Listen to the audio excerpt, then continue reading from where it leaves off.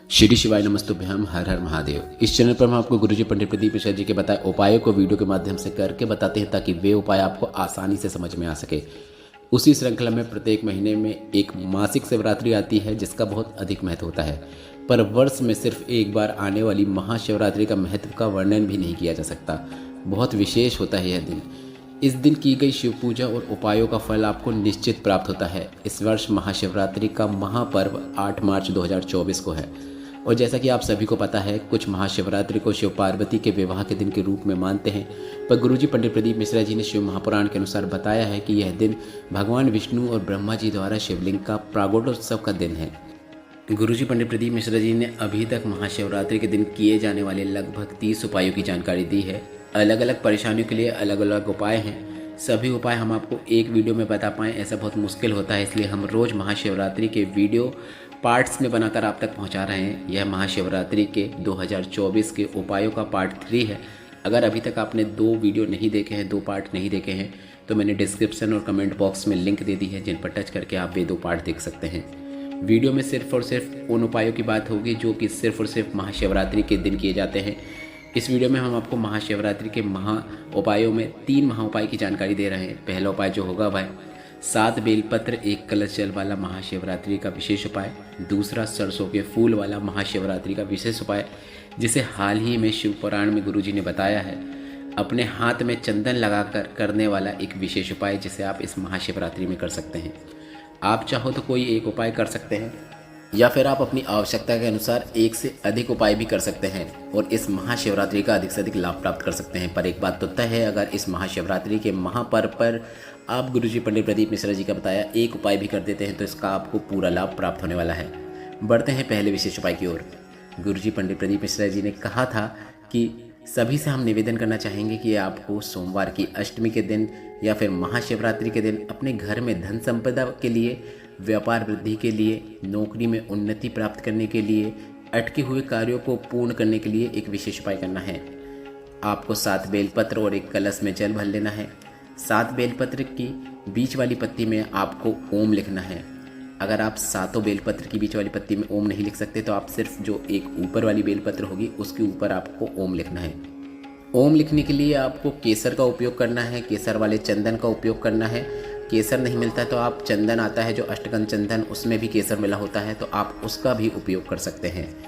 बीच वाली पत्ती में ओम लिखने के बाद बची हुई दोनों पत्तियों में आपको केसर के चंदन का उपयोग करते हुए या फिर अष्टगंध चंदन का उपयोग करते हुए बिंदी लगा देना है। 2 बिंदी लगा देंगे तो भी पर्याप्त है।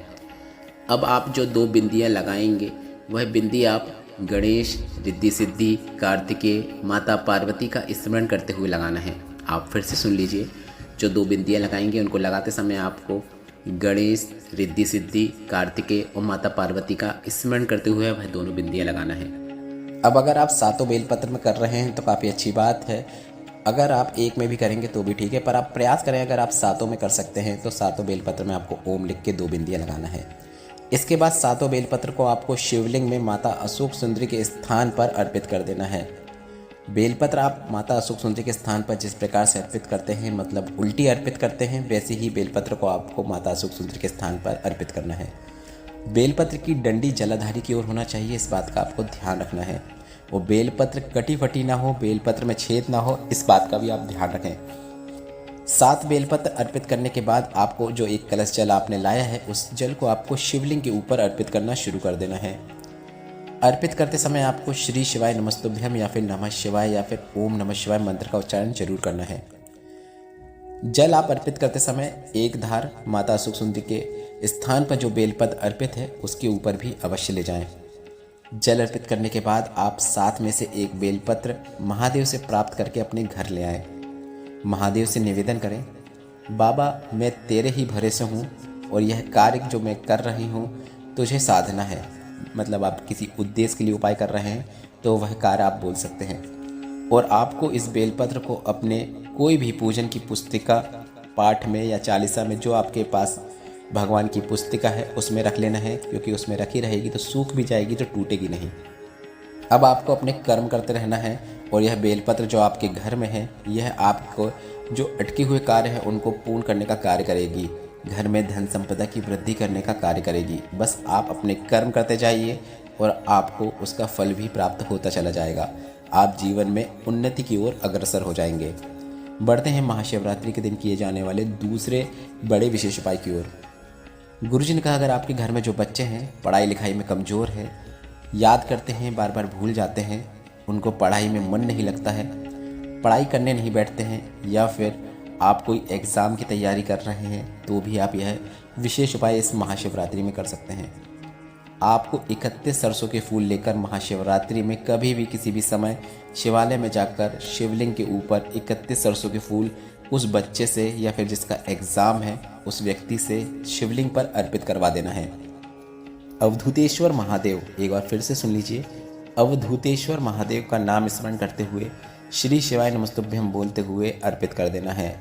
यह उपाय करने से उस व्यक्ति को जो नौकरी या इंटरव्यू के लिए जा रहा है उसमें निश्चित सफलता प्राप्त होती है, या फिर आपके घर के जो बच्चे हैं उनकी चित्तवृत्ति स्थिर होती है और उनका मन पढ़ाई में लगने लगता है। और अभी हाल ही में पूर्ण हुई शिव महापुराण कथा में गुरुजी ने कहा है, अगर आप महाशिवरात्रि के दिन रोग मुक्ति के लिए सरसों के फूलों को शिवलिंग पर अर्पित करना चाहते हैं, तो आप उस व्यक्ति से जो बहुत बीमार है, बार बार बीमार पड़ जाता है, दवाइयाँ नहीं लग रही हैं या फिर दवाइयाँ चल रही हैं, उसके हाथों से आपको 108 सरसों के फूल शिवलिंग पे अर्पित करवा देना है। 108 सरसों के फूल आपको रोग मुक्ति के लिए शिवलिंग पे अर्पित करवाना है।